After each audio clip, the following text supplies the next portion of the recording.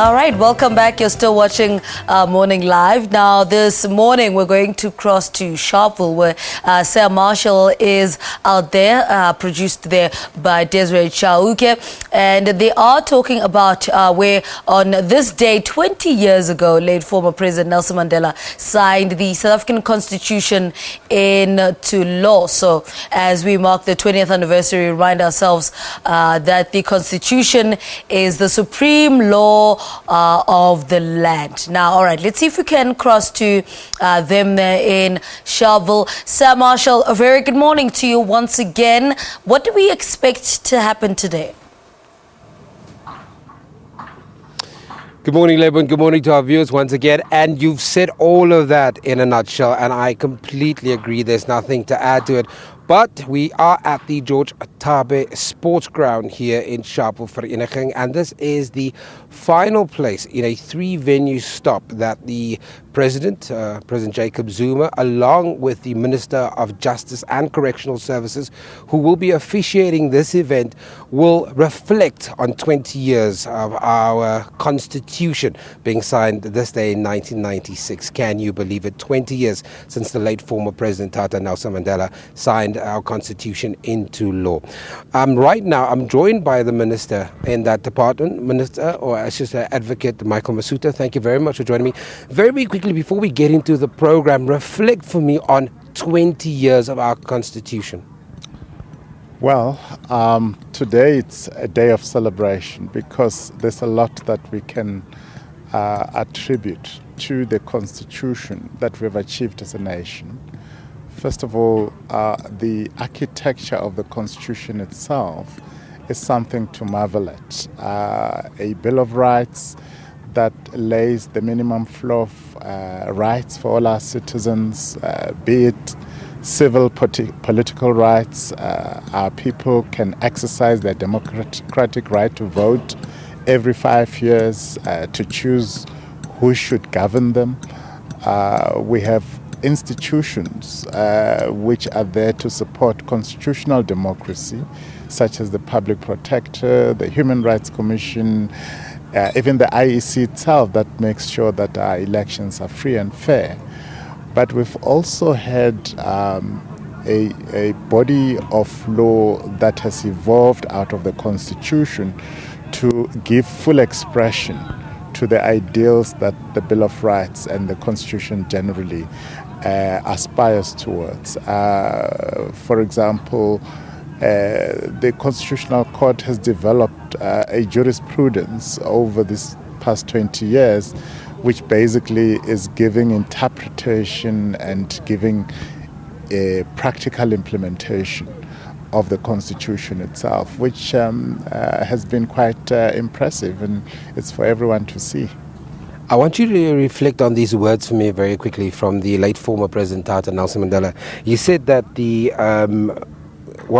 Constitution was the closure of a chapter of exclusion and reaffirmation of our determination to build a new society.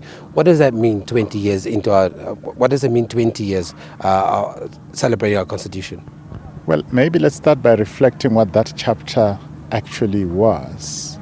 I mean, you can take it back from 1910, when the Union of South Africa was formed, to the exclusion of the majority of the people of this country.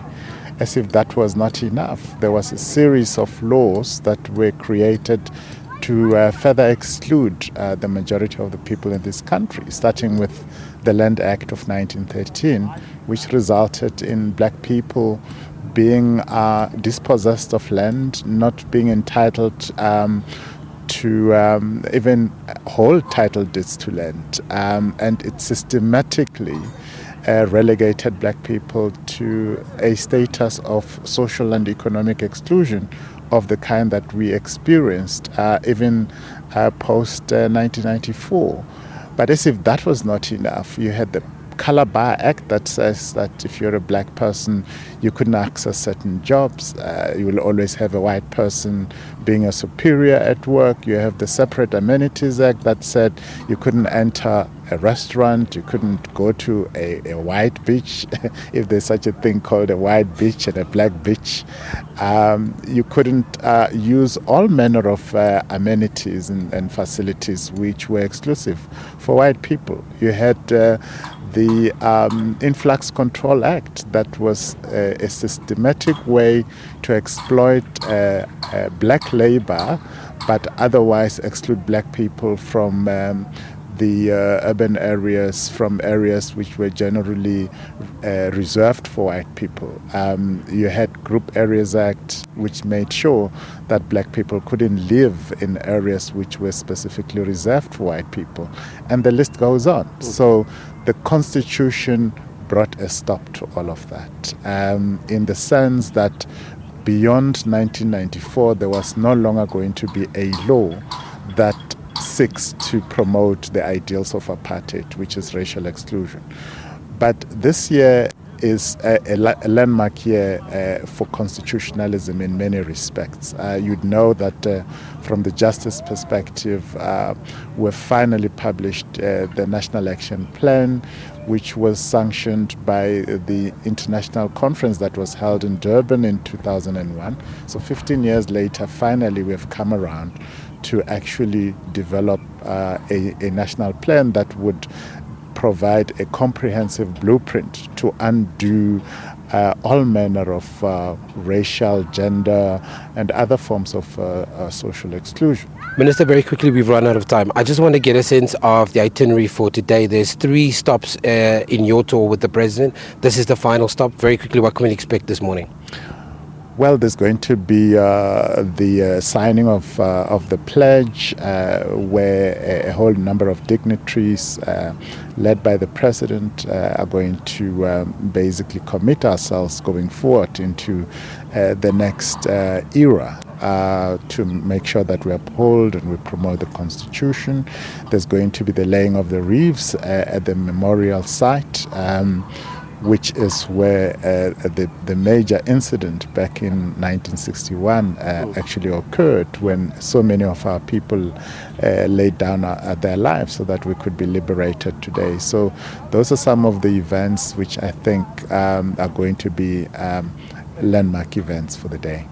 Minister, we've run out of time. There's so much more we can talk about. We can talk about the Constitution. There's a fly here at the George Tabbe Sports Ground. Speaking to, of course, to the Minister of Justice and Correctional Services, giving us a sense of what this day really means to the Justice Department, how they, of course, will be celebrated today, and it is a celebration. I love the fact that you use that word. So we'll be reflecting on this day a little bit more. We'll have the chair of the Human Rights Commission. That's an important discussion a little bit later. We'll reflect on what happened in March in 1960 at the Sharpeville massacre with some community members. You can hear behind me there's still some things happening as we prepare to that 9:30 event that will be officiated here as the final part of that process. Back to you in studio.